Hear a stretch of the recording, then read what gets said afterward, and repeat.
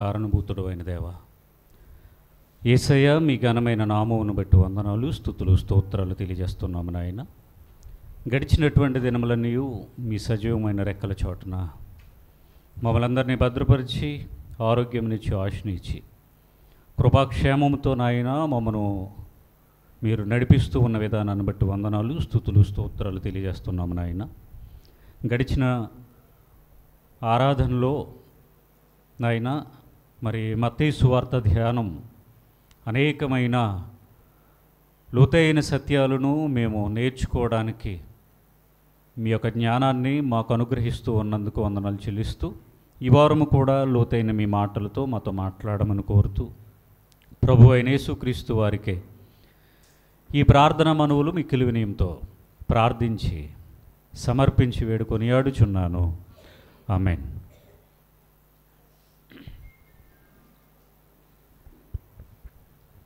చేరువచ్చిన మీ అందరికీ మనందరి ప్రభువును లోకరక్షకుడైన యేసుక్రీస్తు వారి ఘనమైన నామమున నా యొక్క శుభములు, వందనాలు తెలియజేస్తూ ఉన్నాను. దేవుడు మనలను ప్రేమించి ఆరోగ్యమునిచ్చి ఆయుష్నిచ్చి సజీవుల లెక్కలలో ఆయన కృపతో మనలను క్షేమముగా ఉంచుతూ అనే విధానాన్ని బట్టి గనుడైన ప్రభు అయిన యేసుక్రీస్తు వారి ఘనమైన నామమునకే మహిమ కలుగునుగాక. ఆమేన్. మంచిది. మత్తయి సువార్త 16వ అధ్యాయము చివరి భాగంలోనికి మనం వచ్చాం. ఈ వారం ఈ 16వ అధ్యాయాన్ని కంప్లీట్ చేసుకుందాం. 16వ అధ్యాయంలో లాస్ట్ వీక్ 27వ వచనాన్ని మనం ఆలోచించాం. ఒకసారి చదువుకుని ముందుకు వెళ్దాం. మనుష్య కుమారుడు తన తండ్రి మహిమ గలవాడై తన దూతలతో కూడా రాబోవుచున్నాడు. అప్పుడు ఆయన ఎవని క్రియల చొప్పున వానికి ఫలమిచ్చును. ఈ యొక్క అంశంలో తన తండ్రి మహిమ గలవాడే రాబోవుచున్నాడు అనేటటువంటి విషయాన్ని మనం ఆలోచిస్తూ, తండ్రి మహిమ అంటే అది సెపరేట్గా ఉండేది కాదు, ఆయన మహిమనే ఆయన తెచ్చుకుంటున్నాడు. ఉదాహరణకి మనకి యోహాను సువార్త 17వ అధ్యాయానికి వెళితే ఆయన ఒక ప్రేయర్ చేస్తారు, అంటే ప్రార్థన చేస్తారు. ఏమనంటే, తండ్రి, లోకము పుట్టక మునుపు నీ యొద్ద నాకు ఏ మహిమ ఉండునో ఆ మహిమతో ఇప్పుడు నన్ను మహిమపరుచుము అనేటటువంటి మాట ఆయన మాట్లాడతారు ప్రార్థనలో. లోకము పుట్టక మునుపు నీ యొద్ద నాకు ఏ మహిమ ఉన్నదో ఆ మహిమతో నన్ను ఇప్పుడు మహిమపరచు అంటున్నాడు. అంటే అర్థం ఏంటంటే, దీన్ని చాలామంది అసలు బైబిల్ అంటేనే అపార్థం చేసేసుకున్నారు అనుకోండి. ఏమన్నారు, ఈయన కుమారుడు గనుక భూమి మీదకి వచ్చినప్పుడు ఈయన మహిమను అక్కడ వదిలేసుకుని వచ్చాడు గనుక మానవుడిగా ఈ లోకానికి వచ్చేసాడు గనుక మరి తండ్రి ఉన్నాడు కదా పైన. ఇప్పుడు ఈయన శిలువ మరణానికి వెళ్తారు, చనిపోతారు. చనిపోయిన తర్వాత మరలా పరలోకానికి వెళ్తారు కదా. పరలోకానికి వెళ్ళినప్పుడు అక్కడ ముందు వదిలేసి వచ్చినటువంటి మహిమ ఉంది కదా, ఆ మహిమను మరలా యేసు ప్రభు వారు అడుగుతున్నారు, ప్రార్థన చేస్తున్నారు అని చెప్పారు. అంటే ఫిజికల్గా భౌతికంగా అక్కడ కనబడేటటువంటి కాంటెక్స్ట్లో ఆ తెలుగులో ఆ పదాలు యొక్క అమరిక అలాగే ఉంటుంది. చదవటం వచ్చిన వాళ్ళందరికీ అలాగే అర్థమవుతుంది. కానీ అందులో ఉన్నటువంటి భావం ఏంటంటే, లోకము పుట్టక మునుపు నీ యొద్ద నాకు ఏ మహిమ ఉన్నదో అంటున్నాడు. అంటే క్రీస్తు అనగా మహిమాస్వరూపి అనేటటువంటి అర్థం. అంటే లోకము పుట్టక మునుపు అంటే నేను లోకాన్ని కలుగ చేయడానికి ముందు ఎలాగ ఉన్నాను అంటే మహిమాస్వరూపిగా ఉన్నాను. అనగా మహిమాస్వరూపి అంటే పాత నిబంధనలో మనకు యెహోవా కనబడతారు. యెహోవా అంటే మహిమాన్వితుడు, మహిమాన్వితుడుకు ప్రభువు, మహిమాస్వరూపి. అంటే నేను ఈ లోకానికి రాక పూర్వం మహిమాస్వరూపిగా ఉన్నాను. కానీ ఈ లోకానికి వచ్చినప్పుడు నన్ను నేను రిక్తునిగా చేసుకుని ఈ లోకానికి వచ్చేసాను, తగ్గించుకుని మానవునిగా వచ్చేసాను, దాసుడిగా వచ్చేసాను ఈ లోకానికి. మరలా నేను ఈ లోకాన్ని విడిచిపెట్టి, అంటే శరీరాన్ని విడిచిపెట్టి మరలా నేను వస్తాను. అప్పుడు నేను మారే స్థితి ఏంటి అంటే క్రీస్తు అనేటటువంటి స్థితి. ఆ క్రీస్తు అనేటటువంటి స్థితినే మహిమ అన్నారు. మహిమాస్వరూపి, మహిమాన్వితుడగు ప్రభువు, పాత నిబంధనలో కనిపించేటటువంటి యెహోవా. అంటే అంటే నేను ఈ లోకాన్ని, ఈ 33.5 సంవత్సరాలు ఈ దేహాన్ని ధరించుకుని లోకంలో ఉన్నప్పుడు ఈ శక్తిని వదిలేసుకున్నాను, రిక్తునిగా వచ్చేసాను, మానవుడికి వచ్చాను.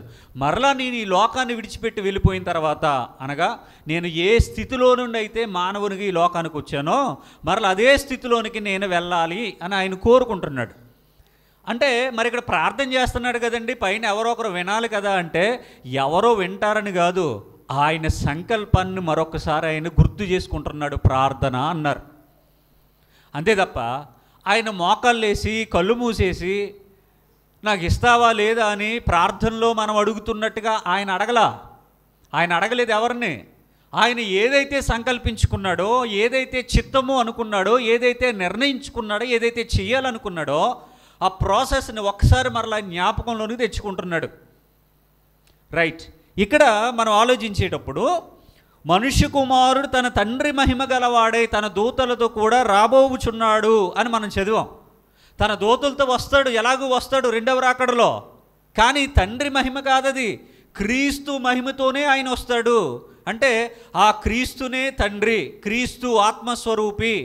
దానినంటే ఆయన పూర్వపు స్థితిని జ్ఞాపకం చేసుకుంటున్నాడు. ఇక్కడ తండ్రి అని ఉంది కాబట్టి అనదర్ ఇంకొక దేవుడు ఆయన తండ్రిగా ఈయనకున్నాడు అని చాలామంది అపార్థం చేసుకున్నారు. అది సరి అయిన వివరణ కాదు. ఇక ఇందులోనే రెండవ భాగంలో ఏముందంటే, అప్పుడు ఆయన ఎవని క్రియల చొప్పున వానికి ఫలమిచ్చెను. ఎప్పుడు ఇస్తాడు ఎవని క్రియలు చొప్పున వానికి ఫలం? ఆయన వస్తానంటున్నాడు కదా దూతలతో పాటుగా. ఆయన వచ్చినప్పుడు ఎవని క్రియలు చొప్పున వానికి ఫలం ఇస్తానంటున్నాడు. ఒకసారి కొరింథీయులకు రాసినటువంటి పత్రిక వెళ్దాం. కొరింథీయులకు రాసినటువంటి పత్రిక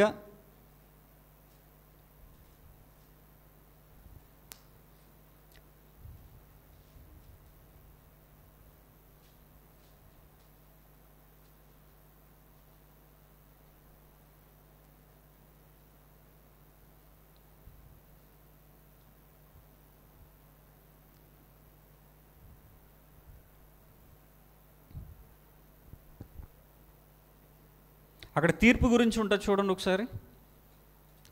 రెండవ పత్రిక మొదటి పత్రిక 5:5 అనుకుంటా. రెండవ పత్రిక 5వ అధ్యాయము 7వ వచనం.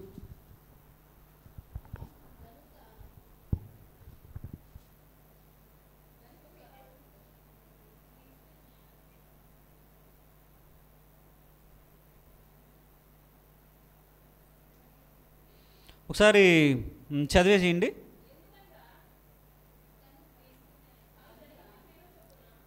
ఒకసారి 5 నుండి చదవండి, మీకు క్లియర్గా కాంటెక్స్ట్ అంటే అర్థమవుతుంది. దీని నిమిత్తము మనలను సిద్ధపరిచిన వాడు దేవుడే, మరియు ఆయన తన ఆత్మ అను సంచు కరువును మనకు అనుగ్రహించి ఉన్నాడు. వెలిచూపు వలన కాక విశ్వాసము వలననే నడుచుకొనుచున్నాము. గనుక ఈ దేహములో నివసించుచున్నంత కాలము ప్రభువునకు దూరముగా ఉన్నామని ఎరిగి ఉండియు ఎల్లప్పుడూ ధైర్యము గలవారై ఉన్నాము. ఇట్లు ధైర్యము కలిగి ఈ దేహమును విడిచిపెట్టి ప్రభువునొద్ద నివసించుటకు ఇష్టపడుచున్నాము.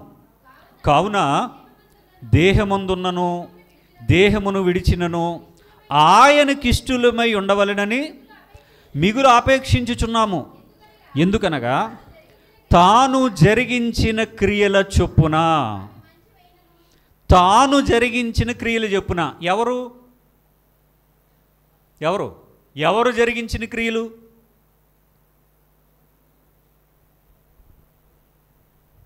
ఉండండి, సైలెంట్గానే ఉండండి. ఎవరు జరిగించిన క్రియలు? తాను అంటే ఎవరు? యేసుప్రభువు జరిగించుకున్న క్రియల కోసమా? శిష్యులు జరిగించిన క్రియల కోసమా? మరి ఎవరి కోసం ఇది? తాను జరిగించిన క్రియల చొప్పున ఎవరికి వారే. భక్తులు అనుకుంటారో, భక్తిహీనులు అనుకుంటారో, దేవుడు ఉన్నాడు అనుకుంటారో, దేవుడు లేడు అనుకుంటాడో, యేసుని దేవుడు అంటారో, దేవుడు కాదంటారో, ఈ భూమి మీద మానవులుగా, నరులుగా, మనుష్యులుగా ఉన్నటువంటి వారి అందరి కోసం, మనుషులందరి కోసం చెప్పినటువంటి మాట. ఎందుకనగా తాను జరిగించిన క్రియలు చెప్పున, అవి మంచివైనను సరే చెడ్డవైనను సరే, దేహముతో జరిగించిన వాటి ఫలమును ప్రతివాడు పొందినట్లు. ఏం పొందుకోవడానికి? ఫలమును పొందుకోవడానికి. ఏంట ఫలం? మనం ఇక్కడ చదువుకున్నాం. అప్పుడు ఆయన ఎవని క్రియల చొప్పున వానికి ఫలమిచ్చును. ఫలం అంటే యాపిల్స్, దానిమ్మ, బత్తాయి కాదు. ఈ చచ్చిపోయిన తర్వాత గొడవ, చచ్చిపోయిన తర్వాత ఈ ఎవడో తిండు. సమాధుల దగ్గర పెట్టకండి, వేస్ట్. బ్రతుకున్నప్పుడు పెట్టండి. బ్రతుకున్నప్పుడు వాళ్ళకి ఏమేమి ఇష్టమో, ఏం తినాలనుకుంటున్నారో, ఏం తినకూడదు అనుకుంటున్నారో, ఏం తింటే ఆరోగ్యమో, ఏం తినొద్దని డాక్టర్ చెప్పాడో అవన్నీ బతుకున్నప్పుడు పెట్టండి. చచ్చిపోయిన తర్వాత ఏం పెట్టకండి. ఎవడో తిండో మనమే తీసుకెళ్ళి పెద్ద గొయ్యి తవ్వి, 5 అడుగులు గొయ్యి తవ్వి మళ్ళీ బయటికి ఎక్కడ వచ్చేస్తాడని పెద్ద బాక్స్ పట్టుకొచ్చి బాక్స్లో పెట్టేసి మేకులు వేసేసి ఓ ట్రాక్టర్ మట్టేసి కప్పెట్టేసి తర్వాత ఏమో సిమెంట్తో దిమ్మగట్టేసి పైన ఏమో టైల్స్ వేసి అంత లాక్ మనం పెట్టేస్తే ఇంకెక్కడ వచ్చి తింటాడు? తినాలంటే ప్రాణం ఉండాలిగా, ఆత్మ ఉండాలిగా. ఆత్మ ఎప్పుడో వెళ్ళిపోయిందిగా.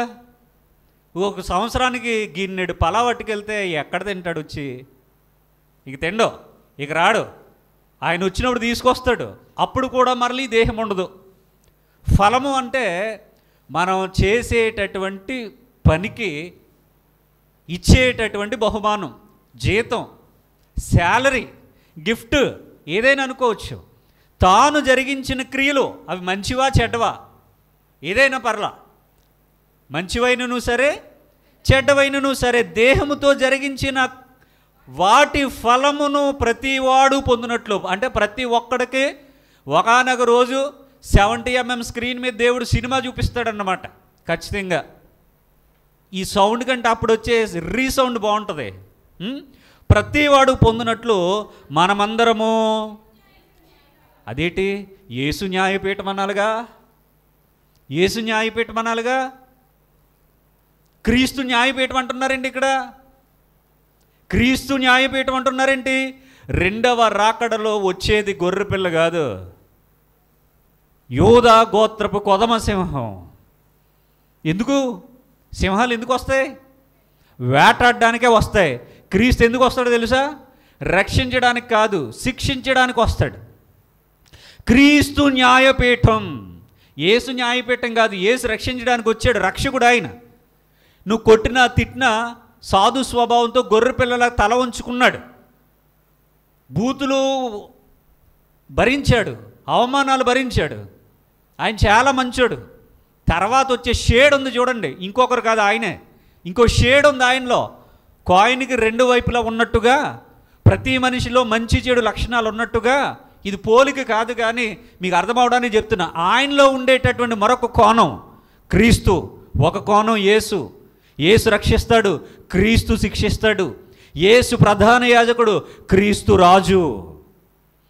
ఆయన రాజుగా వచ్చి సింహాసనం మీద కూర్చుంటే ఈ లోకానికి తీర్పు జరుగుతుంది. అప్పటి సంగతిది. నువ్వు ఈ భూమి మీద మంచి పనులు చేసినా చెడ్డ పనులు చేసినా, నువ్వేం చేసినా, ఎలా చేసినా, ఎలాగ ఏడ్చినా, ఎలాగ తిరిగినా భూమి మీద ఎలాంటి ఇబ్బంది లేదు, ఎంజాయ్. బట్ ఒకానొక రోజు రాబోతుంది, ఆ రోజు క్రీస్తు న్యాయపీఠం మీద కూర్చుని తీర్పు తీరుస్తాడు. అప్పుడు ప్రతి ఒక్కరి బండారం నేను బయట పెడతానంటున్నాడు ఆయన. ఆయన దగ్గర ప్రతిదీ కూడా రికార్డెడ్ ఎవిడెన్సెస్ ఉన్నాయి.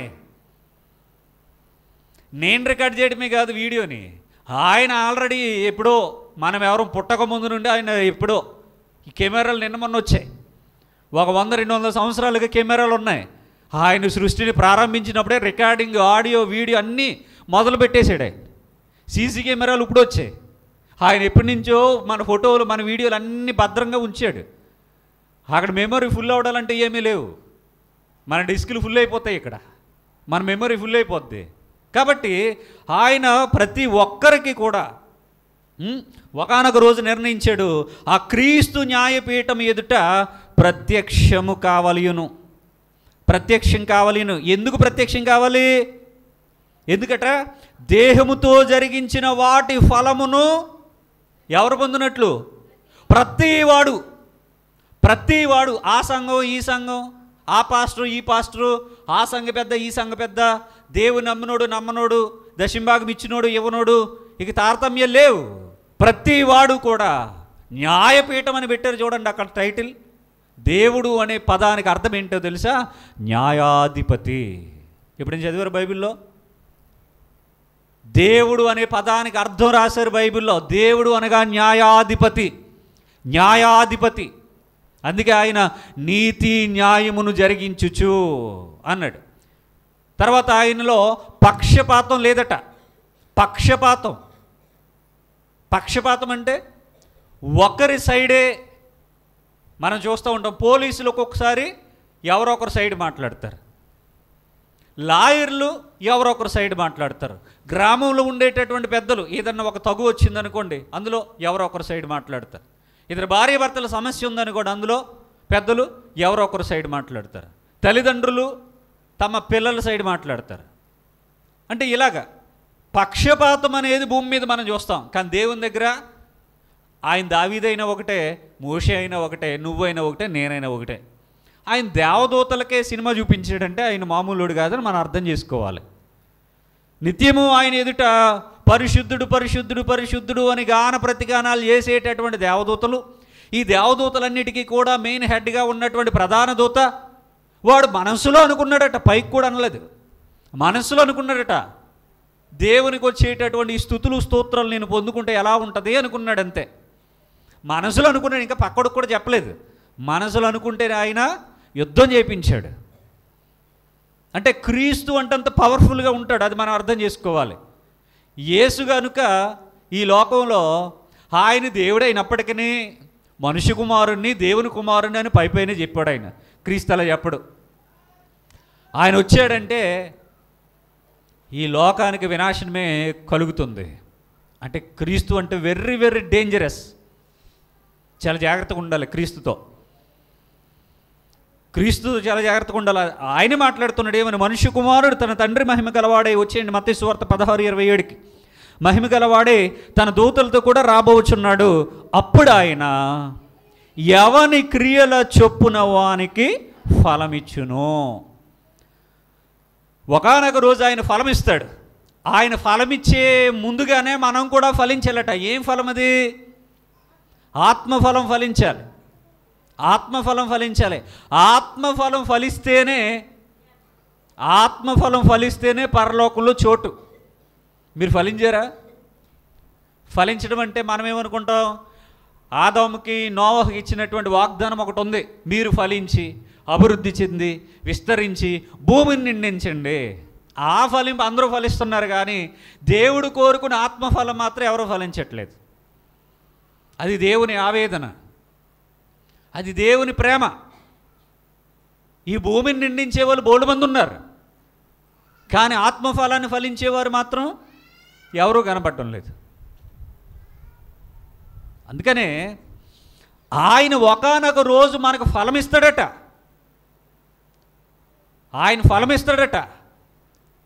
ఆయన ఫలమిచ్చే ముందే మనం ఆత్మఫలాన్ని ఫలిస్తే పరలోకంలో చోటు దక్కుతుంది. శరీర కార్యాలు కూడా ఉన్నాయా? బోల్డ్ ఉన్నాయిగా. గలతీలకు రాసిన పత్రికలో రెండూ ఒకే చోట రాశాడు, ఆత్మఫలము శరీర కార్యాలు. మన పిల్లలు బాగా చెప్పేవారు అన్నీ. శరీర కార్యాలు ఒకరు చెప్తే ఆత్మఫలం మరొకరు చెప్పేవారు. శరీర కార్యాలు కూడా ఉన్నాయి. శరీర కార్యాలు జరిగించే వారికి తీర్పు ఉంది, ఆత్మఫలం ఫలించిన వారికి ఫలం ఉంది, మంచి బహుమానం ఉంది. ఒకానొక రోజు ఆయన న్యాయాధిపతి అయిన దేవుడు కనుక ఆ న్యాయపీఠం మీద కూర్చుని లోకానికి తీర్పు తీరుస్తాడు. ఆ రోజు భయంకరమైన దినం. ఆ భయంకరమైన తీర్పులోనికి వెళ్లకుండా ఉండాలి అంటే ప్రభువైన యేసుక్రీస్తే శరణం. ఇంకంతకు మించి వేరే మార్గమే లేదు. ఈ లోకంలో చాలామందికి చాలా మార్గాలు ఉంటాయి, కానీ ప్రపంచ మానవులందరికీ కూడా ఒకే ఒక్క మార్గం, ప్రభు అయిన యేసుక్రీస్తు అనే మార్గం. దాన్ని విస్మరించేవారు, విమర్శించే వాళ్ళు బోలెడు మంది ఉంటారు. కానీ ఎవరు ఎన్ననుకున్నా, ఎవరు ఏమనుకున్నా, యేసు ప్రభువులో నుండి మాత్రం మనం తొలగిపోకూడదు. ఆయనలోనే ఉండాలి. ఎక్కడున్నా సరే, ఎప్పుడైనా, ఎక్కడైనా, ఎలా ఉన్నా ఆయనలోనే ఉండాలి, ఆయనతోనే ఉండాలి. నేను నిజమైన ద్రాక్షవల్లిని అన్నాడు. నాలో ఫలింపని ప్రతి తీగె నరికి పారవేయబడును అన్నాడు. ఎక్కడ చెత్త ఎక్కువైపోయింది అనుకోండి, మన ఇంటి దగ్గర చెత్త అంతా తుడిచి ఏం చేస్తాం? మంటేస్తాం. చేలు కలుపు మొక్కలు వస్తూ ఉంటాయి. చేలు కలుపు మొక్కలు వచ్చినప్పుడు కలుపు తీయించిన తర్వాత రైతు వాటిని అన్నీ ఓ చోట పడేసి అవి ఎండిపోయిన తర్వాత మంటేస్తాడు. ఆయనలో జత చేయబడాలి అంటే అంటుకట్టబడాలి, ఆయనలో ఫలించాలి, ఆయన మనలో ఉండాలి, మనం ఆయనతో ఉండాలి, ఆయనతో నడవాలి, ఆయనతో నడవాలి, మనం ఆయనతో అంటుకట్టబడాలి, ఆయనతో జత చేయబడాలి, ఆయన అధికారానికి లోబడాలి. ఆయన అధికారమే, ఇంక వేరే ఎవరిది కాదు. ఆయన అధికారానికి లోబడాలి. ఆయనకు నిజమైన పిల్లలుగా, నిజమైన భక్తులుగా మనం నడవాలి భూమి మీద. ఆయన మన నుండి కోరుకునేది అదే. ఇంకా అంతకుమించి ఆయన ఏమీ కోరుకోవట్లేదు. ఇక ఈ అధ్యాయంలో చివరి వచనం 28వ మాట, ఇక్కడ నిలిచి ఉన్న వారిలో కొందరు మనుష్య కుమారుడు తన రాజ్యముతో వచ్చుట చూచు వరకు మరణము రుచి చూడరని మీతో నిశ్చయముగా చెప్పుచున్నాను. మొన్నటి వారం ఈ చదువుకుని రండి అన్న. దీని మీద ఏమన్నా డౌట్ వచ్చిందా? దీని మీద డౌట్ వచ్చింది అంటేనే చెప్తా, లేకపోతే ముగింపు ప్రార్థనే. సరే, మళ్ళీ ఒకసారి చదవండి, వస్తుందేమో చూద్దాం. ఇక్కడ నిలిచి ఉన్న వారిలో కొందరు మనుష్య కుమారుడు తన రాజ్యంతో వచ్చుడు చూచి వరకు మరణము రుచి చూడరని నిశ్చయముగా మీతో చెప్పుచున్నాను. నేను మీకు డౌట్ రావాలి, డౌట్ వస్తేనే చెప్తా, లేకపోతే చెప్పను. ఇబ్బంది ఏమీ లేదు, మనకి ప్రార్థన చేసుకోవటం, వెళ్ళిపోవడం అంతే. ఏంటి డౌటు? ఎవరో వచ్చింది అన్నారు కాబట్టి అడుగుతున్నా. ఏంటి డౌట్? ఏంటి? ఎందుకని? మనుష్య కుమారుడు వచ్చే వరకు మరణము రుచి చూడరని మీతో నిశ్చయంగా చెప్తున్నాను. ఏంటి డౌట్? ఏంటి? మీరు మళ్ళీ చదివే చెప్తున్నారు నాకు. చదివి చెప్పకండి, డౌట్ చెప్పండి.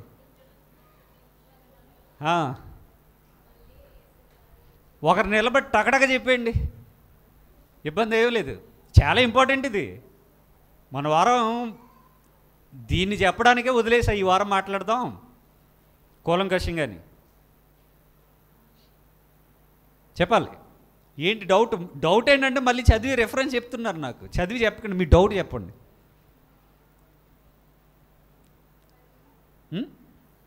చెప్పాలి. వీడియో డ్యూరేషన్ పెరిగిపోద్ది, మీరు టక్కడగా చెప్పాలి. ఎడిటింగ్ చేయట్లేదు. మనిషి ఎంతకాలం బ్రతుకుతాడు? ఆ రోజుల్లో పోని, ఆ రోజుల్లో ఎంతకాలం బ్రతికేవాడు? మూషి గారు అన్నారు, ఏమన్నారు 90వ కీర్తనలో, మా ఆయుష్కాలము 70 సంవత్సరాలు, మరీ బాగా తినేసి బలిసిపోతే 80 సంవత్సరాలు అన్నాడు. అయినా గొడవ వద్దులే, ఆయన ఎందుకు మళ్ళీని? అయినా గొడవ వద్దు, ఆయన గొడవ కూడా వద్దు. అంటే మనిషి ఆయుష్కాలం ఆ రోజుల్లో ధ్వని కాలుష్యం లేదు, పొగ దుమ్ము ధూళి లేదు, ఫెర్టిలైజర్స్ లేవు, రసాయనాలు లేవు, కాబట్టి పొల్యూషన్ అనేది లేదు. కాబట్టి 70, 80 సెంచరీ, 101 వన్ టైం బతికేవారు కదా. కానీ ఈ రోజుల్లో ఆయుష్కాలం అయితే ఇంతలో కనబడి అంతలో పాటలు పాడుకోవడం అంతే, పాట పాడుకుంటూనే వెళ్ళిపోవడం, ఇంక బతకడం అంటే ఏమీ లేదు. ఈరోజే మన లాస్ట్ డే అనుకోవాలి, ప్రతిరోజు ఇదే నా చివరి దినం అనుకోవాలి. ఎందుకంటే ఇంతలో కనబడి అంతలో మాయమైపోయి నీటి ఆవిరి లాంటి వాళ్ళమే మనం అందరము కూడా. కాబట్టి ఇప్పుడు ప్రభువారు అంటున్నారు, ఇక నిలిచి ఉన్న వారిలో కొందరు మరణము రుచి చూడరు అంటున్నాడు. దేనికి మరణం రుచి చూడరట? ఆయన రాజ్యంతో వచ్చుట చూస్తారు అని చెప్పారు. ఆయన తన రాజ్యంతో వచ్చుట చూసేంత వరకు కూడా మరణము రుచి చూడరు అని చెప్పారు. కాబట్టి చాలామంది వక్తలు ఏం చెప్పారు అంటే, యేసు ప్రభు వారి యొక్క రెండవ రాకడ జరిగిపోయింది అని చెప్పారు. జరిగిపోయింది అని చెప్పారు. జరిగిపోయిందా? జరిగిపోయిందా? జరిగిపోయింది అని మీరు ఎలా చెప్పగలుగుతున్నారు అంటే, ఇదిగోండి రెఫరెన్స్. ఏమని? ఇక్కడ నిలిచి ఉన్న వారిలో కొందరు ఆయన రాజ్యముతో వచ్చుట చూచు వరకు మరణము రుచి చూడరు అన్నారుగా. మరణము రుచి చూడరు అన్నారు. శిష్యులందరూ, అనేక మంది విషయాన్ని పక్కన పెడితే శిష్యులందరూ కూడా సుమారుగా 72 లోపులోనే చనిపోయారు. కాబట్టి క్రీస్తు శకం 72లోనే యేసు ప్రభు రాకడ వచ్చేసింది అని చెప్పారు. ఎందుకు వచ్చింది అని చెప్తున్నారంటే, శిష్యులందరూ చచ్చిపోయారుగా. ఆయన తన రాజ్యంతో వచ్చుడు చూచి వరకు ఎవరు చచ్చిపోరని చెప్పాడు కదా. ఆయన మరణం రుచి చూడటం అంటే అదేనా? అదే కదా. మరణము రుచి చూడటం అంటే చచ్చిపోవడమే కదా. వీళ్ళందరూ చచ్చిపోయారంటే అర్థం ఏంటన్నారు వీళ్ళు? ఆయన తన రాజ్యంతో వచ్చేసాడు, రెండవ రాకడ జరిగిపోయింది, కాబట్టి వీళ్ళు ఎవరూ లేరు. కాబట్టి ఏం జరిగిపోయిందన్నారు? యేసుక్రీస్తు రెండవ రాకడ జరిగిపోయింది. ఇప్పుడు మనం అలా బతికే చచ్చిపోవడమే, తీర్పు లేదు, ఏమి లేదు. మనం బతికినంతకాలం బ్రతకడం, తర్వాత చచ్చిపోవడమే. ఆయన రెండవ రాకడ లేదు, ఏమీ లేదు. ఆయన ఆల్రెడీ వచ్చేసాడు, రెండవ రాకడ జరిగిపోయింది అనేటటువంటి బోధలు సమాజంలో చాలానే ఉన్నాయి. వీళ్ళ ఉద్దేశం ఏంటంటే, యేసుప్రభు వారు ఏమన్నా తప్పు చెప్తారా? చెప్పరు. అబద్ధం చెప్తారా? చెప్పరు. కాబట్టి ఆయన మాట నిజం చేయాలి అంటే ఏం చేయాలి? ఏదోటి చెప్పాలి. అది నిజమా అబద్ధమా, జరిగిందా జరగలేదా అని ఈ 2000 సంవత్సరంలో ఉన్నటువంటి మనకెలా తెలుస్తుంది? ఇది 1వ శతాబ్దంలో జరిగిన సందర్భం. కాబట్టి ఈ రెఫరెన్స్ వీళ్ళకి ఎలాగ ఉపయోగపడింది అంటే, వీళ్ళు యేసు ప్రభు వారి యొక్క మాటను రుజువు చేయాలి, నిజం చేయాలి అనుకుని ఏం చేశారు అంటే, ఆయన రెండవ రాకడ జరిగిపోయింది అనేటటువంటి ఒక అబద్ధాన్ని ప్రకటిస్తూ వచ్చారు. ఇప్పుడు కూడా చెప్తారు. మీరు యూట్యూబ్ ఓపెన్ చేస్తే క్రీస్తు రెండవ రాకడ జరిగిందా లేదా అని కొడితే తక్కువ మన వస్తాయి వీడియోస్, జరిగిపోయింది అని. ఎందుకు? ఇదిగో ఈ రెఫరెన్స్ని వాళ్ళు ఆధారం చేసుకున్నారు, మాట్లాడుతూ ఉన్నారు. ఏమనంటే, ఇదిగో ఇక్కడ నిలిచి ఉన్నవారిలో కొందరు ఆయన తన రాజ్యంతో వచ్చుడు చూచి వరకు చచ్చిపోరని ఆయన చెప్పాడుగా. మరి వీళ్ళందరూ చచ్చిపోయారంటే అర్థం ఏంటి? ఆయన రాకడ జరిగిపోయింది అని చెప్పారు. ఇది రాంగ్. మరి ఎలా అర్థం చేసుకోవాలి? ఇక్కడ నిలిచి ఉన్న వారిలో కొందరు మనిషి కుమారుడు తన రాజ్యంతో వచ్చుడు చూచి వరకు మరణము రుచి చూడరని నిశ్చయంగా మీతో చెప్పుచున్నాను అన్నాడు ఆయన. ఇప్పుడేమో 2000 సంవత్సరాలు అయిపోయింది ఈ మాట చెప్పి. దీన్ని మరలా ఎలా తీసుకున్నారు? ఎక్కడ నిలిచి ఉన్నవారంటే మళ్ళీ ఎక్కడ అన్నారు. ఇది కాదు, అక్కడ. అప్పుడు చెప్పాడు కాబట్టి అక్కడ ఉన్నటువంటి పరిస్థితులను బట్టి ఆయన కళ్ళ ఎదుట ఉన్న వారిని ఉద్దేశించి మాట్లాడారు కనుక ఎక్కడ అన్నారు. ఎప్పుడో జరిగినటువంటి సందర్భం ఇప్పుడు అంటామా? ఇప్పుడను అప్పుడు జరిగింది, మా చిన్నప్పుడు జరిగింది, నేను 5వ తరగతిలో ఉన్నప్పుడు జరిగింది, లేకపోతే నేను పుట్టినప్పుడు ఇలా జరిగిందట ఏదో చెప్తాం మనం. 1996 తుఫాన్ వచ్చింది, అప్పుడు వచ్చిందంటామా? ఇప్పుడు వచ్చిందంటామా? ఎప్పుడంట? అప్పుడు. కొంతమందికి తెలుసు, ఇప్పుడున్న పిల్లలకైతే తెలియదు. 96 తర్వాత పుట్టిన వాళ్ళకి తెలియదు, 96లో పుట్టిన వాళ్ళకి తెలియదు, చిన్నపిల్లలు కదా. అప్పుడు వచ్చింది, మా చిన్నప్పుడు వచ్చింది, అప్పుడు ఎప్పుడో వచ్చింది చెప్తారు. 96 అంటే ఇప్పుడు చెప్తున్నామని ఇప్పుడు వచ్చిందని కాదు, ఆ సందర్భాన్ని గుర్తు చేసుకుంటున్నాం అంతే. ఇక్కడ కూడా ఎక్కడ నిలిచి ఉన్నవారిలో కొందరు అన్నాడు కనుక ఈ నా కళ్ళ ఎదుట ఉన్నవారి గురించిగా చెప్పేది, కళ్ళ ఎదుటున్న వారిని ఉద్దేశించి చెప్పేది కాదది. ఎప్పుడో ఉన్నటువంటి సందర్భాన్ని అక్కడ రాశారు అంతే, అక్కడ రాశారు.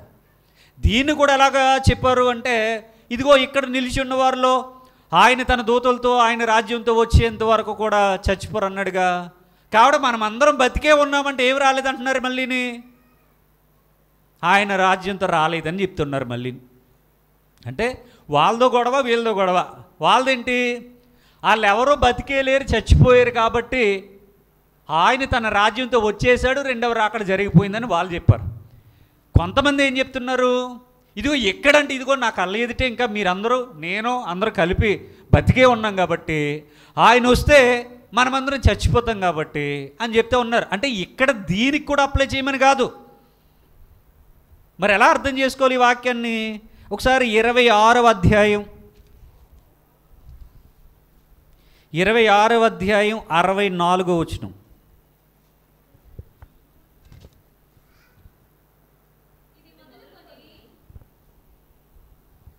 ఇది మొదలుకొని మనుష్య కుమారుడు సర్వశక్తుని కుడి పార్శ్వమున కూర్చుండుటయు ఆకాశ మేఘారుడై వచ్చుటయు మీరు చూతురని చెప్పగా.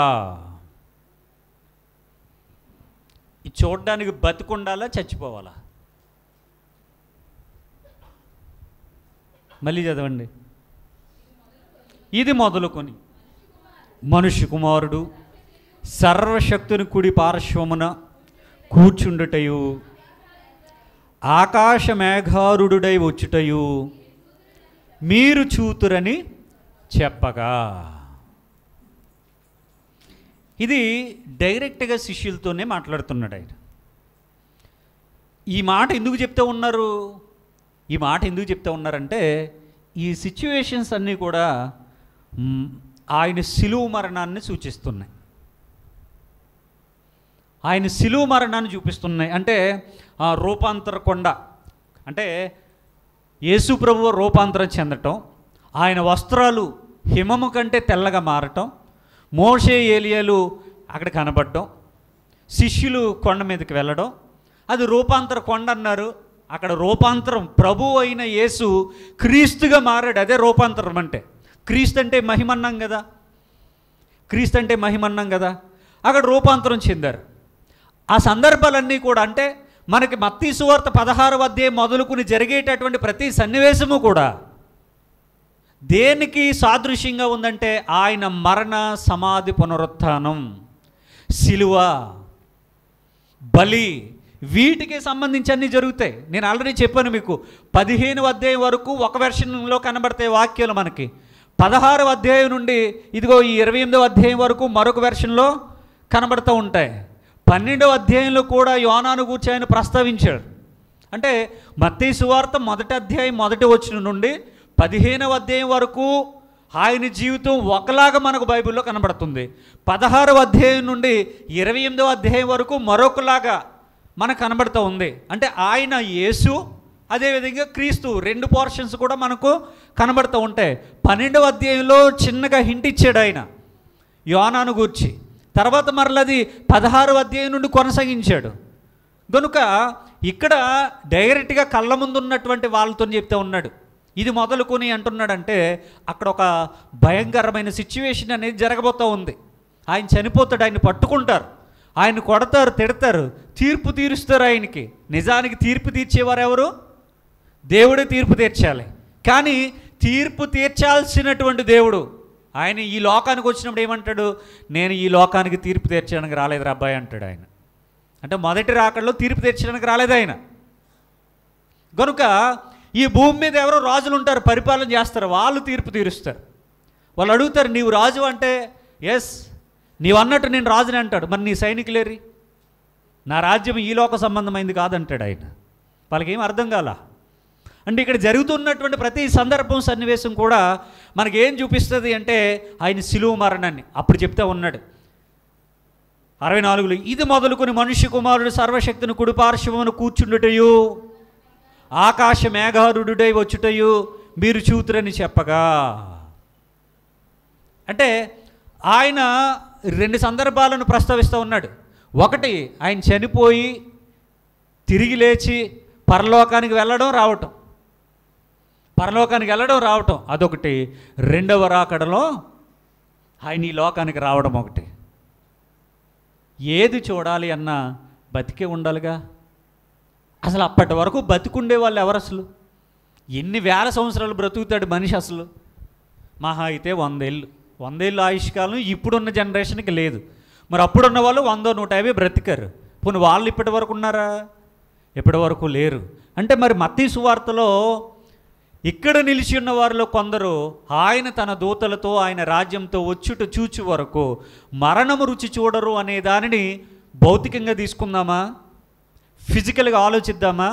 బైబిల్ అనేది భౌతికంగా ఆలోచించేది కాదు. ఆత్మానుసారమైన సంగతులతోనే సరిపోల్చి చూడాలి.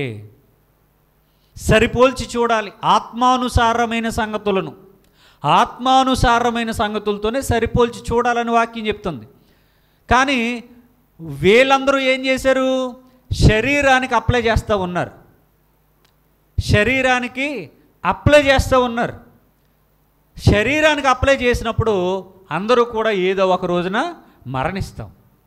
అంటే మరణానికి లోబడేటటువంటి శరీరానికి భౌతికంగా మనం వాక్యాన్ని అప్లై చేసినప్పుడు, ఈ మత్తయిలో 16లో 28లో చెప్పినట్టుగా ఆ వాక్యాన్ని మనం ఏదో ఒక రకంగా నిజం చెయ్యాలి అనేటటువంటి ప్రయత్నంలో భాగంగా ఏం చేస్తాం? ఆయన రాకడ జరిగిపోయిందని చెప్పాలి. ఎందుకంటే బైబిల్ రైటే, బైబిల్లో తప్పులుండవు, దేవుడు అబద్ధం ఆడ్డు. మరి ఆ వాక్యాన్ని ఎలా అర్థం చేసుకోవాలి? ఆయన ఎలాగ అబద్ధం చెప్పడు కాబట్టి, అప్పుడు బ్రతికిన వాళ్ళు ఇప్పుడు బ్రతికలేరు కాబట్టి ఆయన 72వ సంవత్సరంలోనే, ఇప్పుడేమో 2025 అప్పుడు 72లోనే, ఇంకా 100 కూడా కాల, 72లోనే ఆయన రాకడ జరిగిపోయింది అని మాట్లాడుతూ ఉన్నారు చాలామంది. అది కరెక్ట్ కాదు. సరే, ఈ వాక్యానికి మరొక వాక్యాన్ని ఆలోచిద్దాం. యోహాను సువార్త 8వ అధ్యాయం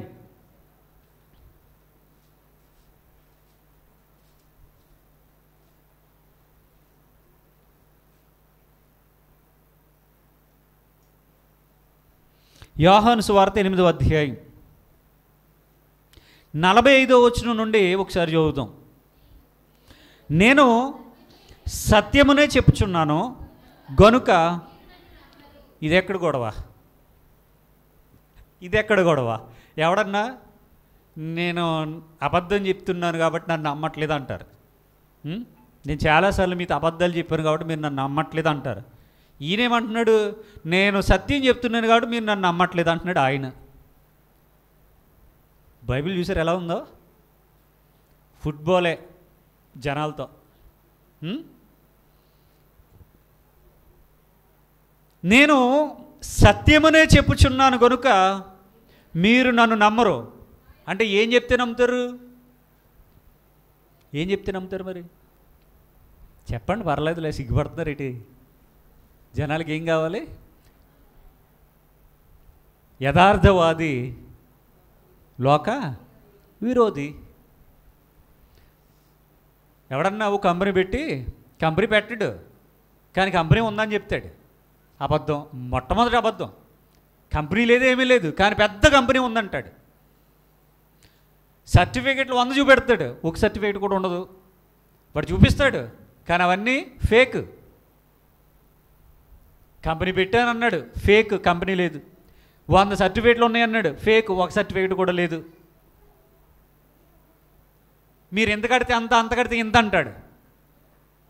అంతా లేదు, ఇంత లేదు. వాడికి ఒక టార్గెట్ ఉంటుంది, ఓ 100 కోట్లో, ఓ 1000 కోట్లో, 1,00,000 కోట్లో టార్గెట్ ఉంటుంది. ఆ టార్గెట్ రీచ్ అయ్యేంత వరకు బ్రాంచ్లు ఓపెన్ చేస్తాడు, గిఫ్ట్లు ఇస్తాడు, అకౌంట్లో మనీ వేస్తాడు. వాడు టార్గెట్ రీచ్ అవ్వాలి. వాడు 1000 కోట్లు అన్నాడా, 1,00,000 కోట్లు అన్నాడా, కోటి అన్నాడా, వాడు టార్గెట్ రీచ్ అయ్యేంత వరకు గిఫ్ట్లు ఇస్తాడు, కూపన్స్ ఇస్తాడు, మనతో ఫ్రెండ్లీగానే ఉంటాడు, మనతో కూడా బిజినెస్ చేపిస్తాడు, ఆఖరిని బోర్డు తిప్పుతాడు. జనాలు ఏమి నమ్ముతారు? అదే కదా నమ్ముతారు. నేను సత్యం చెప్తున్నాను నమ్మండ్రా బాబు అంటే ఎలవయ్యా చెప్తున్నావులే. ఒకడు అన్నాడు, యేసుక్రీస్తే నిజమైన దేవుడు అంటే దొంగ బోధకున్నట.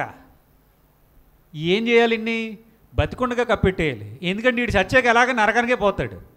బతికుండగా కప్పెట్టేస్తే మేలు జరుగుతుంది క్రైస్తవ సమాజానికి. దొంగ బోధకుడా? యేసుక్రీస్తు దేవుడు అంటే దొంగ బోధకుడా? మరి ముగ్గురు దేవుళ్ళని నిన్నేమనాలి?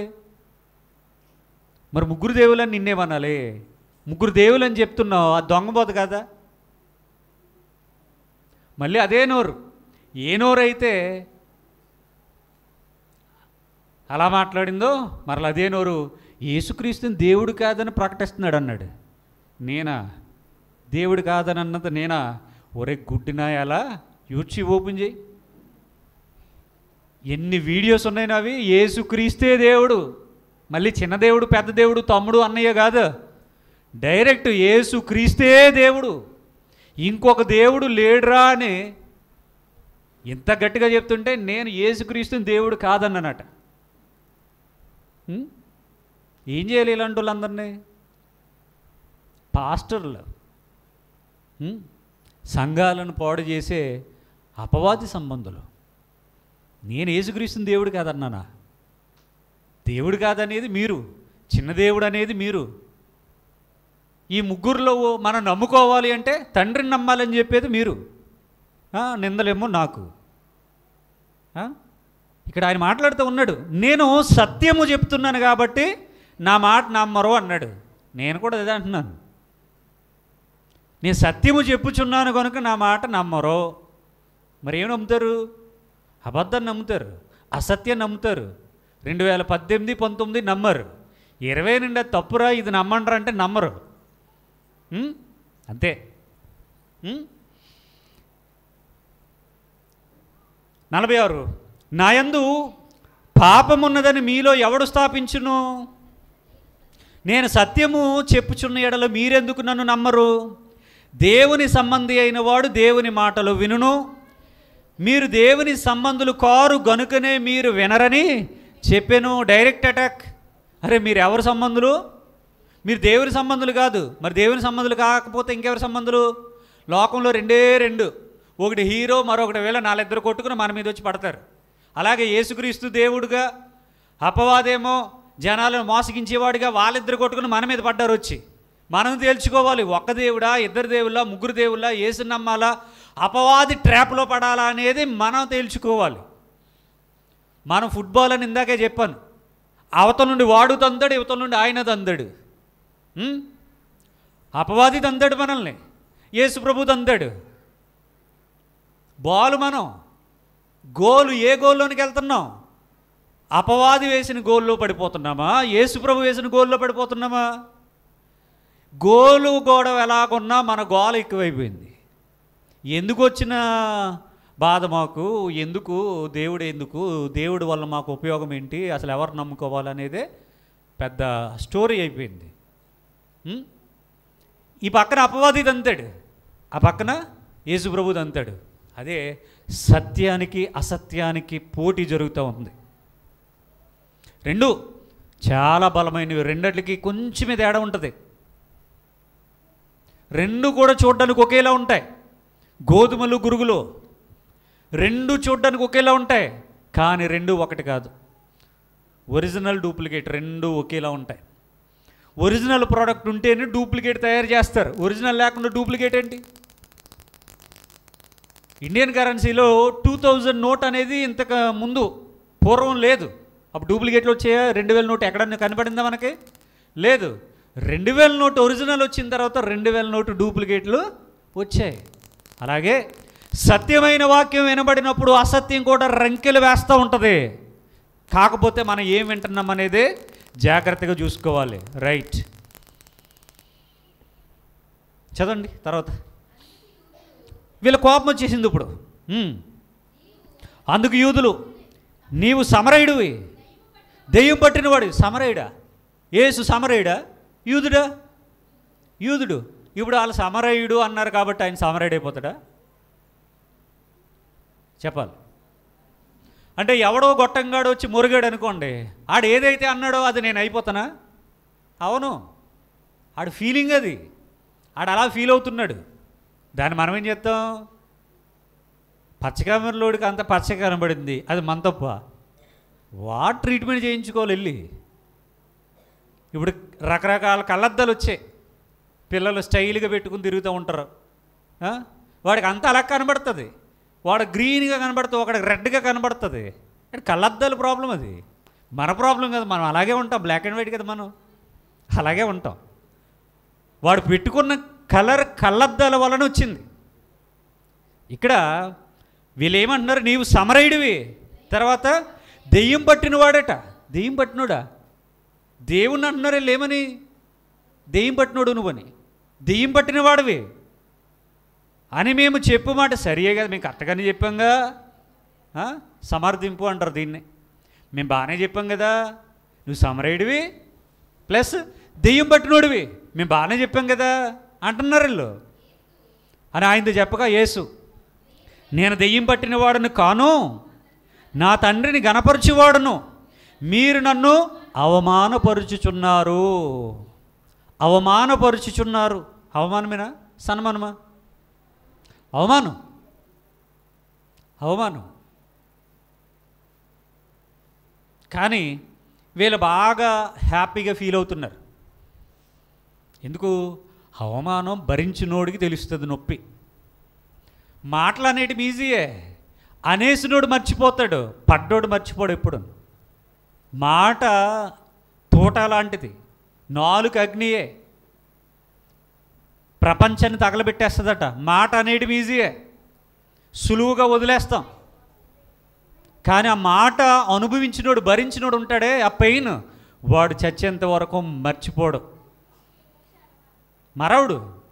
అలాగా వీళ్ళు ఈజీగా అనేస్తున్నారు, నువ్వు దెయ్యం పట్టినోడివి, సృష్టికర్తని, నువ్వు సమరయుడివి అంటే అక్రమ సంతానం అంటున్నారు. నువ్వు సమరయుడివి, దెయ్యం పట్టినోడు అని మేము చెప్పాం కదా నీ గురించి, మేము చెప్పింది రైటే అంటున్నారు, సమర్థించుకుంటున్నారు వీళ్ళు. ఆయన అంటున్నాడు, మీరు నన్ను అవమానిస్తున్నారు అంటున్నాడు ఆయన. అవమానం ఆయనకి. 50 వచ్చిన, నేను నా మహిమను వెతకట్లేదు, వెతుకుచు తీర్పు తీర్చుచు ఉండేవాడు ఒకడు కలడు. అంటే నేను కాదంటున్నాడు ఆయన. నేను కాదంటే మళ్ళీ వస్తానంటున్నాడు, మళ్ళీ ఇంకోలా వస్తానంటున్నాడు, ఇప్పుడు ఉన్నట్టుగా నేను ఉన్నంటున్నాడు, వచ్చేది నేను కదా అంటున్నాడు. అంటే ఆయన కాదంటే ఆయన కాదని కాదు, ఆయనే ఇప్పుడు ఎలా అయితే ఉన్నాడు అలా కాదంటున్నాడు ఆయన. ఒకడు నా మాట గైకొని ఎడల వాడెన్నడునో మరణము పొందడని మీతో నిశ్చయముగా చెప్పుచున్నానని ఉత్తరం ఇచ్చాను. ఒకడు నా మాట గైకొని ఎడల, ఎవరి మాట? తండ్రి మాట, పరిశుద్ధాత్మ మాట. మరెవరి మాట? నా మాట. నా మాట, నా మాట అంటే యేసుప్రభు వారు చెప్పిన మాట. నా మాట గైకొని ఎడల, చదవండి, వాడెన్నడును, వాడెన్నడును, వాడెన్నడును అంటే ఎప్పుడు కూడా 100 సంవత్సరాలైనా, 200 సంవత్సరాలైనా, 500 సంవత్సరాలైనా, 1000 సంవత్సరాలైనా, 2000 సంవత్సరాలైనా, 2025 సంవత్సరంలో అయినా వాడెన్నడును మరణము రుచి చూడడని ఆయన చెప్తున్నాడట.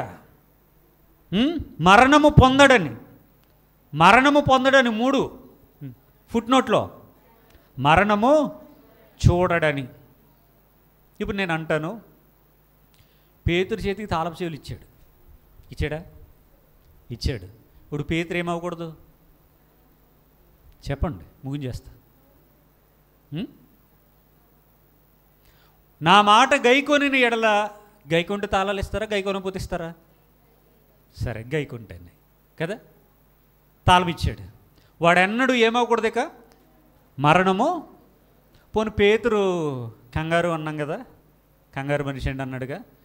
చనిపోయేటప్పుడు అమ్మా ఇదిగో నీ కుమారుడు అని తల్లికి ఒక ఆయన చూపించాడు. అతని వైపు చూసి తన శిష్యుడి వైపు చూచి సోదరుడా ఇదిగో నీ తల్లి అని చెప్పాడు. అతను యోహాను. ఎవరైనా యోహాను. అంటే యోహానుకి యేసు ప్రభువు వారు ఇచ్చినటువంటి బాధ్యత ఏంటంటే ఆయనను కని పెంచినటువంటి తల్లి కన్య మరియ బాధ్యత అంతా కూడా యోహాను చేతిలో పెట్టాడు. మాట వింటాడని పెట్టాడా, విండని పెట్టాడా? ఎప్పటి వరకు యోహాను ఏమవ్వకూడదు చెప్పండి? యోహాను ఏమవ్వకూడదు? ఒకడు నా మాట గైకొనిన ఎడల వాడెన్నడునో మరణము పొందడని మీతో నిశ్చయముగా చెప్పుచున్నాను. వాడేమవకూడదు? వాడెన్నడూ కూడా. సరే, శిష్యులు 11 మందిని పక్కన పెట్టేద్దే యోహాను అయితే విన్నాడుగా. యోహాను విన్నాడు కదా, డౌట్ ఏంటి? డౌట్ ఏమవుతుంది? విన్నాడు. ఇప్పుడు యోహాను ఏమవ్వాలి? బ్రతికుండాలి, చచ్చిపోవాలా? చెప్పండి. బ్రతికే ఉండాలి. వెతుకుదాం వెళ్ళి. ఆయనకి వయసు ఎంతో తెలుసు ఇప్పుడు? సుమారు 2000 సంవత్సరాలు ఉండాలి. 2000 సంవత్సరాలు ఉండాలి. ఎవరి వయసు? ఎవడన్నా ఉన్నాడా భూమి మీద? మనకు తెలీదు. గిన్నీస్ బుక్ ఆఫ్ వరల్డ్ రికార్డ్స్లో ఎక్కించారని తీసుకెళ్ళి రాస్తారు కదా. అందులో సుమారుగా 2000 సంవత్సరాలు వయసు కలిగి ఇంకా నువ్వు జీవించుచున్న మహావృద్ధుడు, మహాయోగి, మహర్షి రాస్తారు కదా. కనపడ్డాడు ఎవడైనా? అంటే ఈ వాక్యం తప్ప ఏంటి? మరి యోహాను బ్రతుకుండాలి కదా. నా మాట గైకుంటే వాడెన్నడూ కూడా మరణము పొందుకోడు అని చెప్పారు. ఆయన ప్రభువే చెప్పాడు. ఆయన అబద్ధం చెప్పడు. ఆయన బ్రతికి లేడు అంటే ఇప్పుడు ఆయన మాట వినలేదనా? అంటే ఆయన మాట్లాడేది ఫిజికల్ మరణం కాదు. అది దేవుడై ఉన్నటువంటి ఆయన, సృష్టికర్త అయినటువంటి ఆయన ఈ లోకానికి వచ్చినప్పుడు ఆయన ధరించుకున్నటువంటి శరీరానికి కూడా ఏమొచ్చింది? మరణం. మరణం వచ్చింది. ఆయన భౌతిక మరణం గురించి మాట్లాడలేదు. ఆయన మాట్లాడేది దేని గురించి? ఆత్మానుసారమైన సంగతే, ఆత్మీయమైన సంగతే. అంతే తప్ప భౌతికపరమైన సంగతిని ఆయన మాట్లాడలేదు, మాట్లాడడు. బైబిల్ను భౌతికంగా ఆలోచించొద్దు. ఇదే వాక్యాన్ని అప్పుడు అప్లై చేద్దాం. ఎక్కడ? మత్తయి సువార్త 16లో ఏం చెప్పాడు ఆయన? ఇక్కడ మనిషి కుమారుడు తన దూతలతో లేదా తన రాజ్యంతో వచ్చి వరకు ఇక్కడ నిలిచి ఉన్న వారిలో కొందరు మరణము రుచి చూడరని మీతో నిశ్చయంగా చెప్తున్నారు, రాసుకుంటారు అబ్బాయిలు అని చెప్పాడు అక్కడ. ఇందుకే ఏంటా మరణం? ఫిజికల్ కాదు. ఫిజికల్ గురించి ఆయన మాట్లాడడం లేదు. ఆత్మానుసారంగా ఆలోచించాలి. ఇక్కడ కూడా చెప్తున్నాడు, నా మాట ఎవడైతే గైకొంటాడో వాడు చచ్చిపోడు, మరణం వాడిని టచ్ చేయదు అని చెప్పాడు. అంటే నరకానికి పోరు. ఎవరి మాట వింటే? నా మాట వింటే. నా మాట అంటే ఎవరి మాట? యేసు మాట, తండ్రి మాట. వినొద్దనే అర్థం. మళ్ళీ దానికి ఇంకో రెఫరెన్స్ రాయాల్సిన పనేమి లేదు. నా మాట వినండి అంటే ఇంకొకటి మాట వినొద్దు అని అర్థం. ఇంకొకటి మాట విన్నారంటే మీరు చెడిపోతారని అర్థం. బైబిల్ అన్నీ ఉన్నాయి. ఎవరికి కావాల్సిన వాక్యాలు వాళ్ళకు ఉన్నాయి. పాపం చేసేవాడికి సపోర్ట్ చేయడానికి ఆడికి ఉన్నాయి. ఇద్దరు దేవులు అనేవాడికి వాడికి ఉన్నాయి. ముగ్గురు దేవులు అనేవాడికి వాడికి ఉన్నాయి. ఏ దేవుడు లేడనేవాడికి వాడికి ఉంటాయి. ఒక్కడే దేవుడు అనేవాడికి ఉంటాయి. అందరికీ అన్నీ ఉంటాయి. సమానంగానే ఉంటాయి అన్నీ కూడా. వాళ్ళకి సమానంగానే ఉంటాయి, మనకి ఏమీ ఉండవు. మనకి 20, ఆడికి 80. కనుక వాక్యాన్ని చాలా జాగ్రత్తగా ఆలోచించాలి. ఒకడు నా మాట గైకొని ఎడల వాడెన్నడును మరణము పొందడని మీతో నిశ్చయముగా చెప్పుచున్నానని ప్రభువారు చెప్తూ ఉన్నారు. వీళ్ళేమో దెయ్యం పట్టినోడని వీళ్ళు అంటున్నారు. 52 అందుకు యూదులు, నీవు దెయ్యం పట్టిన వాడవని ఇప్పుడు ఎరుగుదు, మాకు బాగా అర్థమైంది అంటున్నారు వీళ్ళు. ఇప్పుడు ఎరుగుదు అంటే నువ్వు ఎలాంటివాడో మాకు బాగా తెలుసురా అంటారు కదా. ఇప్పుడు ఎరుగుదు అంటే పిచ్చుల్లో మాట్లాడుతున్నావని అనుకుంటున్నారండి వీళ్ళు. ఒకటి కామెంట్ పెట్టాడుగా ప్రబుద్ధుడు, అడేది అన్నాడుగా. అలాగా యేసు ప్రభువు కూడా వీళ్ళకి ఎలా కనబడుతున్నాడంటే ఓ పిచ్చోడు. వాక్యంలో ఉందండి, నువ్వు వెర్రోడివి, నువ్వు పిచ్చోడు, పిచ్చి పట్టిన వాడివి అన్నారు ఆయన్ని. అలాగా వీళ్ళు నువ్వేంటో మాకు బాగా అర్థమైంది, ఇప్పుడు నువ్వే స్థితిలో ఉన్నావు మాకు అర్థమైందని చెప్తే ఉన్నారు వాళ్ళు. ఏమని? నీవు దెయ్యం పట్టిన వాడమని ఇప్పుడు ఎరుగుదు అంటే ఇప్పుడు బాగా అర్థమైందని చెప్తున్నారు వీళ్ళు.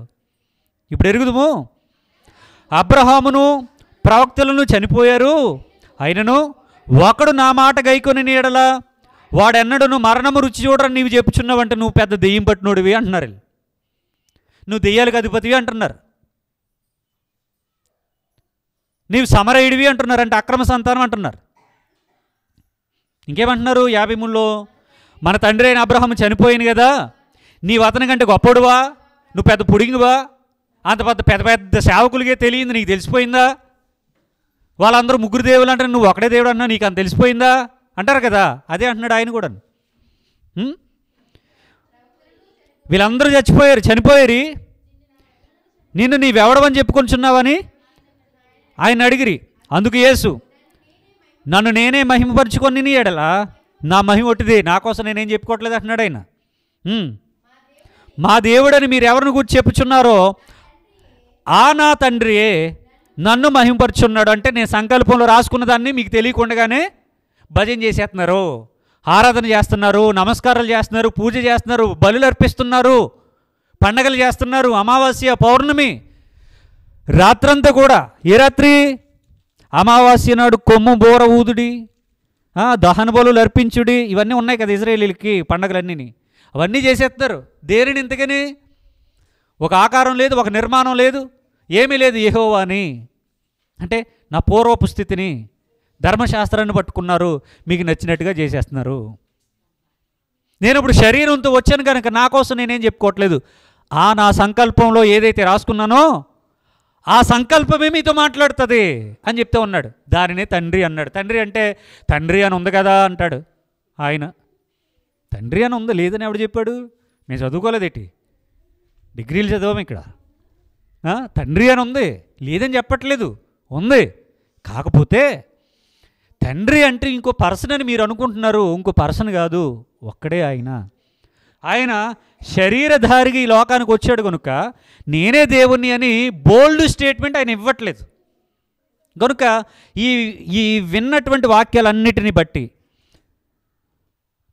ఏమర్థం చేసుకోవాలి మనం? బైబిల్ మరలా చెప్తా ఉన్నా, ఇది భౌతికంగా శరీరానికి ఇష్టం వచ్చినట్టుగా వాక్యాలను అప్లై చేసుకునేది కాదు. ఆత్మానుసారంగా ఆలోచించాలి, సత్యపు లోతుల్లోనికి వెళ్ళాలి. పైపైన సంగతులు ఆలోచిస్తే మనకు అర్థం కాదు. ప్రసంగిలో చెప్తాడు కదా, ఏమని అంటే సత్యమనున్నది బహులోతుగాను దూరముగాను ఉన్నది, లోతుగాను బహుదూరముగాను ఉన్నది, దానిని పరిశీలన చేయగలవాడు ఎవడు అన్నాడు. ఎవడు? వీళ్ళు ఎవరు చేరి పైపైన ఎతుకుతారు. సముద్రంలోనికి వెళ్ళి పైపైన వాలేస్తే ఏ పనికిరాని చేపలు పడతాయి. లోతుల్లోనికి వాలేస్తే విలువైన సంపద దొరుకుతుంది. అలాగే బైబిల్ను కూడా పైపైన చదవకూడదు, లోతుల్లోనికి వెళితే దేవుడు ఎవరు అర్థమవుతుంది. ఒక పిహెచ్డి చేసినటువంటి ఆయన అంటున్నాడు ముగ్గురు దేవుళ్ళని. ముగ్గురు దేవుళ్ళని మీరు నిరూపించండి, మీ వెనకాల నేను తిరుగుతానని నేను చెప్పాను. మీరు బైబిల్ పట్టుకుని ముగ్గురు దేవుళ్ళని నిరూపిస్తే ఆదికాండం మొదలుకొని మలాకీ గ్రంథం వరకు ఉన్నటువంటి వాక్యాలను ఆధారం చేసుకుని నా ప్రశ్నలకు సమాధానం చెబుతూ ముగ్గురు దేవుళ్ళు ఉన్నారని నిరూపిస్తే నేను మీ వెనకాల తిరుగుతా అని చెప్పాను. లోకానుసారంగా పిహెచ్డి కాదు, జిల్లా కలెక్టర్లు కాదు, ఎంబీబీఎస్ డాక్టర్లు కాదు, ఎంత చదువులు ఎంత ఉన్నతమైన స్థితిలోనికి వెళ్ళినా పర్లా, నువ్వు ప్రొఫెసర్ అయినా పర్లా, కానీ బైబిల్ దగ్గర నువ్వు చిన్నపిల్లోడివే, స్టూడెంట్వే, నేర్చుకోవాలి. పరిశీలన చేయాలి, పరిశోధించాలి. ఈ వారంతో మనకు మత్తయి సువార్త 16వ అధ్యాయం కంప్లీట్ అయింది. వచ్చే వారం నుండి లోతైన విషయాలు యూట్యూబ్ ఛానల్లో చూడండి. ప్రార్థన చేసుకుందాం. సర్వోన్నతుడువు, మహోన్నతుడువు, కృపాసత్య సంపూర్ణుడు అయిన దేవా, మీ ఘనమైన నామమును బట్టి వందనాలు, స్తుతులు, స్తోత్రాలు. నాయన, మత్తయి సువార్త ధ్యానంలో 15 అధ్యాయాల యొక్క వివరణ ఒక విషయాన్ని తెలియపరుస్తూ ఉంటే 16వ అధ్యాయం నుండి నాయన మరెంతో లోతైన విషయాలు మీరు బయలుపరుస్తూ ఉన్న విధానాన్ని బట్టి వందనాలు చెల్లిస్తూ ఉన్నాను. విత్తబడినటువంటి వాక్యం నాయన నిష్ప్రయోజనం కాకూడదు. మరణము రుచి చూడరంటే ఈ శరీరంతో బ్రతుకుంటామని కాదని, ఆత్మీయ స్థితిలో మేము ఉన్నతంగా మీతో ఉండేటటువంటి శాశ్వతమైన జీవాన్ని పొందుకుంటామనేటటువంటి సందర్భాన్ని నాయన మీ మాటలు మాకు తెలియజేశాయి. మా అందరి హృదయాల్లో విత్తబడినటువంటి వాక్యం అనే విత్తనాన్ని దుష్టుడు వచ్చి ఎత్తుకొని పోకుండా మీ కాపుదల మాకందరికీ దయచేయమని కోరుతూ ప్రభువైన యేసుక్రీస్తు వారికే ఈ ప్రార్థన మనవులు మిక్కిలి వినయంతో ప్రార్థించి సమర్పించి వేడుకొనియాడుచున్నాను. ఆమేన్.